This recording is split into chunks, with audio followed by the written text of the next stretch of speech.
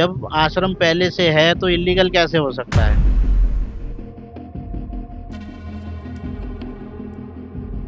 ये मौलाना आजाद क्यों कह रहे हैं कि हटाओ? इनको क्या ऑब्जेक्शन है इस चीज का? क्या विचार है मंदिरों पे कदम तोड़ने का? दलितों के मंदिरों को क्यों टारगेट किया जाता है बार बार? जो दलित की जो परिभाषा है वो बेसिकली गरीब की परिभाषा है। जो गरीब है वो दलित है। संत है तो संत की तरह रहने तो संत को ज्यादा मत छेड़ो। मंदिर को नहीं, अलावा इसके जो गरीबों की जो बस्तियां हैं वो भी टारगेट हो रही हैं। गंगा जमुनी सभ्यता की मिसाल पेश करने वाले एक ऐसे मंदिर पर आज हम मौजूद हैं जो भी अब सरकार की रडार में आ गया है और यहाँ पर भी डर बना हुआ है कि यहाँ पर भी पीला पंजा चलेगा।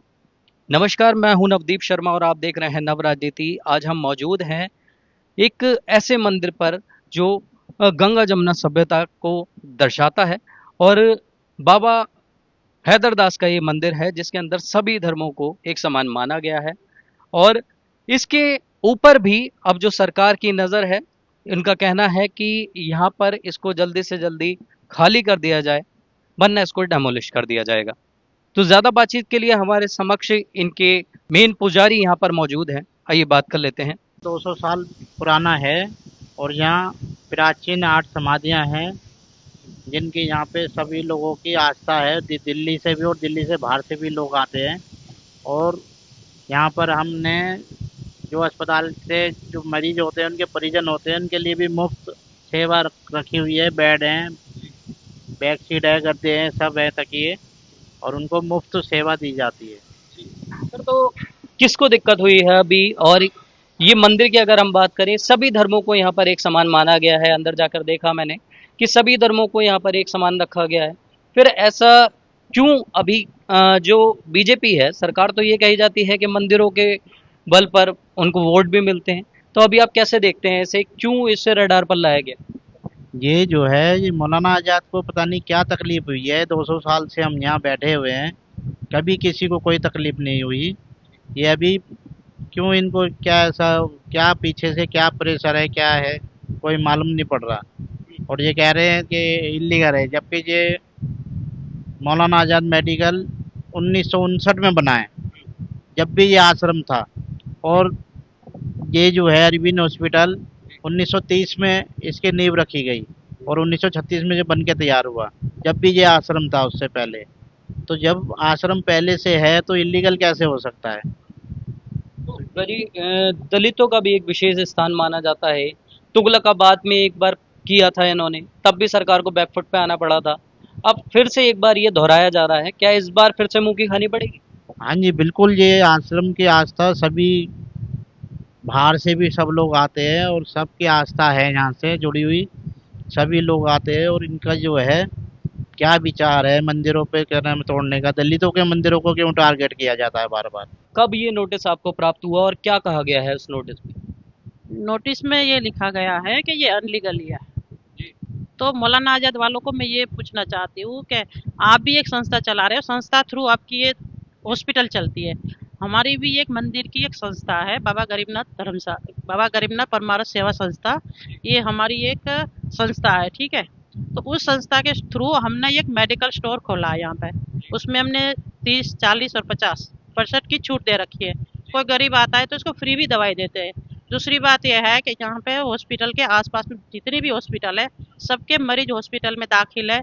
उसके जो साथ रहने वाले सदस्य है उसके निःशुल्क सेवा यहाँ पे की गई है। यहाँ पे कोई चार्ज लेते नहीं है, वो लोग यहाँ पे आके रहते हैं, ठहरते हैं, उसके लिए एक सुविधा है, ठीक है। तो यहाँ पे इनको का क्या राइट है कि ये मंदिर हटाओ, दुकानें हटाओ। दुकानें आज हटाएंगे तो मंदिर में जैसे कि किराया आता है जो भी है दूसरी दुकानों का, उस हिसाब से हमारा ये आश्रम भी तो चलता है ना। यहाँ भी तो सब चीज जरूरत है ना, तो दुकानें तो चलेगी सब जगह पे। दिल्ली में दुकान, कौन सा मंदिरों में दुकान नहीं है बताइए? तो दुकान कैसे हटाए? ये मौलाना आजाद क्यों कह रहे हैं कि हटाओ? इनको क्या ऑब्जेक्शन है इस चीज का? आपने बताया कि मरीज जो आते हैं यहाँ पर उनके परिजन भी यहाँ पर रहते हैं, तो अब तक कितने लोग आ चुके होंगे यहाँ पे? कितने लोग लाभ उठा चुके आ हैं? चुके हैं, आप देख सकते हैं, फाइल है। हम उसका पर्चा, दाखिल का पर्चा और आधार कार्ड का पर्चा, वो दोनों हम यहाँ पे रखा है। नंबर है, मोबाइल नंबर उनका, उसका कहाँ का रेसिडेंट है, यूपी का है बिहार का है, कहीं का, उत्तराखंड का, गुजरात, कहीं से भी आते हैं, कोई भी जगह से, सबको यहाँ पे बिल्कुल सेवा फ्री है। हाँ जी। कोई भी धर्म के, कोई भी जाति के, कोई भी समाज के आते हैं, निरपक्ष है यहाँ पर। कोई वो नहीं है कि इस जाति का है या उसका है, वो सिर्फ मरीज के परिजन हैं। हम क्या, मरीज की कोई जाति और धर्म नहीं होता। हम सिर्फ उसको क्या नाम है, मरीज ही समझ के उसको निःशुल्क सेवा देते हैं, सबको बराबर।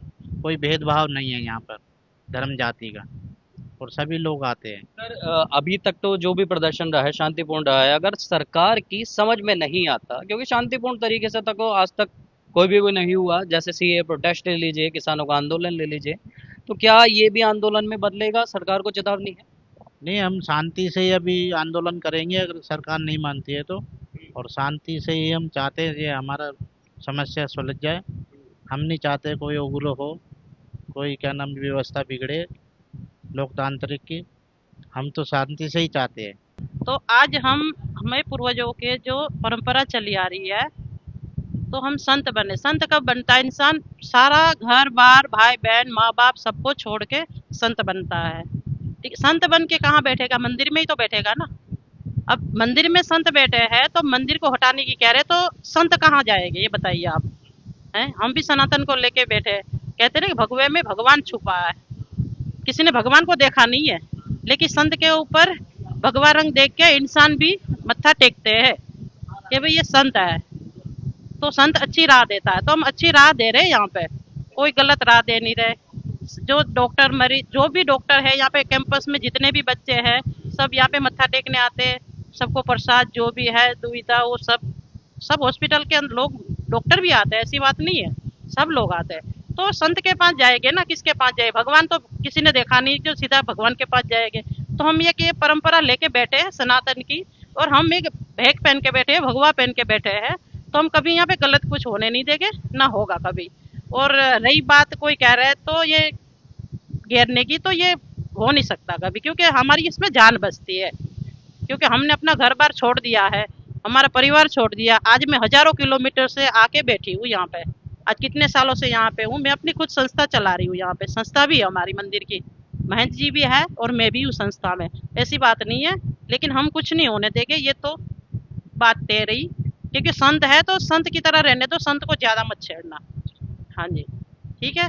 अचानक से क्यों ये मंदिर सरकार की रडार पे आ गया? देखिए, ऐसा है कि हिंदुस्तान के अंदर जो गरीब तबका है उसकी सुनाई बहुत कम होती है। ये जो आश्रम है, ये जहाँ तक मैं समझता हूँ कम से कम 150-200 साल पुराना है, और हमारे पूर्वज यहाँ आते रहे हैं। जब हम छोटे छोटे होते थे तो यहाँ बाकायदा हमारे पूर्वज जो हैं यहाँ मत्था टेकते थे, और उनकी जो आस्था इतनी जुड़ी हुई थी कि उनकी जो इच्छाएं हैं, जो आस्था, वो पूरी होती थी। हम तभी से ये यहाँ पे आश्रम देखते आ रहे हैं। अब आगे बात, over a period of time अचानक जो है, ये जो LNJP हॉस्पिटल है, या मौलाना आज़ाद मेडिकल कॉलेज है, या पंथ हॉस्पिटल है, इनको पता नहीं क्या, इन्होंने जो मीटिंग की कि हमें यह जगह शॉर्ट पड़ रही है। अब शॉर्ट पड़ रही है, किस लिए पड़ रही है? इतना जगह खाली पड़ी है, मैं देख के आता हूँ, डेली मैं यहाँ पे आता हूँ। मैं कनॉट प्लेस में सर्विस करता था, यहाँ से मैं वॉक करता हुआ आता था। There is huge land lying vacant still. वो ये कहते हैं हमारे डॉक्टर जो है एक हॉस्टल के अंदर जो है 2 की जगह 6 सो रहे हैं। आई डोंट अंडरस्टैंड कि 6 कहाँ से सो रहे हैं।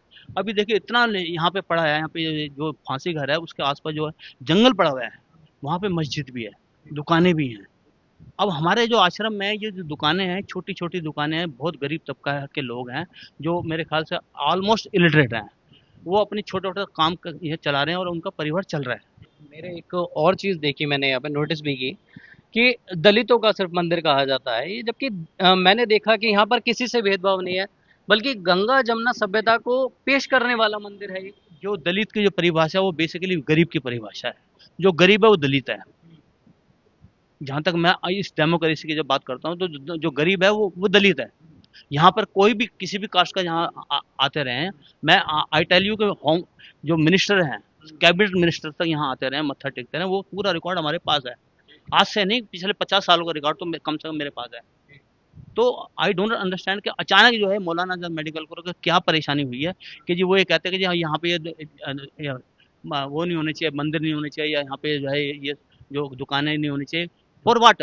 यहाँ से वो 1.5-2 किलोमीटर दूर है मौलाना आजाद मेडिकल का, at least from here to there 1.5 से 2 किलोमीटर दूर की दूरी पर है वो। उसका यहाँ कैंपस क्या कहाँ है यहाँ पे, मुझे बताइए आप, क्या परेशानी हो रही है उनको? तो भाई परिधि की बात हो जाए अगर, तो 1.5 से 2 किलोमीटर की परिधि में तो बहुत से खाली एरिया भी आते हैं। आप लुटियंस दिल्ली में हैं, आप लुटियंस दिल्ली के समीप रहते हैं, तो कुछ भी है। ये डेंटल जो कॉलेज है वो आई थिंक ये it is coming under Maulana Azad medical college, ये अभी बना रिसेंटली, और इसके एडजॉइनिंग जो है स्विमिंग पूल भी है, ठीक है ना। इतनी उनके पास फैसिलिटी ऑलरेडी अवेलेबल है, और उनको जो है वो जो टारगेट यहाँ हमारे आश्रम बनाया हुआ है, हमारे जो साधु संत है यहाँ पे। राजनीतिक भेंट तो नहीं चढ़ रहा? एग्जैक्टली राजनीति है इसके अंदर, और जो राजनीति है फिर राजनीति रूप ही लिया जाएगा। फिर हम फिर शांतिपूर्वक जो है अपना प्रोग्राम बनाएंगे, और हाउ बेस्ट मतलब we can move on towards authorities. हम विशेष रवि ने भी कहा कि एक ईंट नहीं हिलने देंगे हम यहाँ से। देखिए ये तो हम जगह नहीं कहेंगे कि अभी ईंट नहीं हिलने देंगे, लेकिन इतना है कि हम पुरजोर समर्थन करेंगे, अपना पुरजोर कोशिश करेंगे कि यहाँ पे किसी प्रकार के नुकसान न हो हमारे आश्रम को, चाहे वो दुकानें हो चाहे हमारे यहाँ और कुछ। तो बीजेपी की अगर हम बात कर लें, अब तो दिल्ली के अंदर ट्रिपल इंजन की 4 इंजन की सरकारें हैं, तो ऐसे में जहां मंदिर की राजनीति हमेशा से होते हुए आई है, मंदिर की वजह से आप प्रधानमंत्री बन जाते हैं, आप दुनिया में अपना वर्चस्व हासिल कर लेते हैं, आज मंदिर को ही टारगेट किया जा रहा है। मंदिर को नहीं, अलावा इसके जो गरीबों की जो बस्तियां हैं वो भी टारगेट हो रही हैं, जो वो बेचारे 2 पैसे का धंधा कर रहे हैं ना अपने घर के बाहर, या किसी भी जो है रोड पे छोटा मोटा चाय का पान का दुकान जो भी है वो भी टारगेट किया जा रहा है। अभी मैं रिसेंटली देख रहा हूँ कि दिल्ली के अंदर और जगह भी जो है मैं देखता आ रहा हूँ, वहाँ भी उन्होंने टारगेट किया हुआ है, लेकिन आश्रम का टारगेट होने का मतलब मैंने समझ में नहीं आया, क्योंकि ये तो हमारा अपील क्या रहेगी सरकार से और कैसे उनको चेताया जाएगा, क्योंकि अगर ना सुनी होती है तब? देखिए अप्रोप्रिएट अथॉरिटीज हम मिलना चाहेंगे, और हम मिल चुके हैं सीएम साहब से, सीएम मैडम से भी मिल चुके हैं, और यहाँ डीएम साहब हैं या जो एसडीएम साहब हैं, और यहाँ के जो मौलाना आजाद मेडिकल के जो डीन और उनका जो डायरेक्टर है, डिप्टी डायरेक्टर जो भी है, उनसे भी हम पर्सनली मिल चुके हैं, और हमारी बातचीत वगैरह we have already convince them this way और that way, but they are not budging at all. वो अपना कानून का सहारा लेके कि ये एज पर ये ऑर्डर वो ऑर्डर दिस, हमें नहीं समझ में आता कौन सा ऑर्डर ऐसा अचानक आ गया। मैं पिछले 30 साल से यहाँ आ रहा हूँ, कभी कोई ऐसी परेशानी नहीं आई है यहाँ पे। तो आपको बता दें कि ऐसे जो मंदिर हैं, ऐसे जो इलाके हैं, वो अब सरकार के टारगेट पे आ गए हैं। अब जमीनें इतनी कम पड़ गई हैं हमारे देश के अंदर कि अब जो आस्था वाले मंदिर थे, क्या उनको अब टारगेट किया जाएगा? आपकी क्या है इस पर राय, हमें कमेंट कर जरूर बताएं। और अगर आप हमारे चैनल पर नए हैं तो सब्सक्राइब करना ना भूलें, क्योंकि हम उठाते हैं जनता के मुद्दे। नमस्कार।